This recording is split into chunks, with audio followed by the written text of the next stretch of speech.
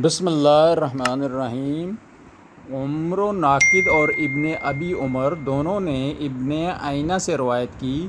ابن ابی عمر نے کہا، ہمیں سفیان بن عیینہ نے حدیث بیان کی۔ ابراہیم بن میسرہ سے روایت ہے، انہوں نے عمر بن شرید سے، انہوں نے اپنے والد سے روایت کی۔ کہا، ایک دن میں رسول اللہ صلی اللہ علیہ وآلہ وسلم کے ساتھ سوار ہوا تو آپ نے فرمایا، کیا تمہیں امیہ بن ابی سلت کے شعروں میں سے کچھ یاد ہے؟ میں نے عرض کی، جی ہاں۔ آپ نے فرمایا، تو لاؤ سناؤ۔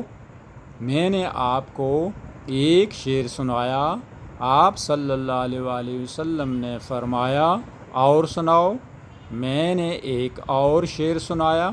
آپ نے فرمایا، اور سناؤ، یہاں تک کہ میں نے آپ کو 100 اشعار سنائے۔ صحیح مسلم، حدیث نمبر 5885۔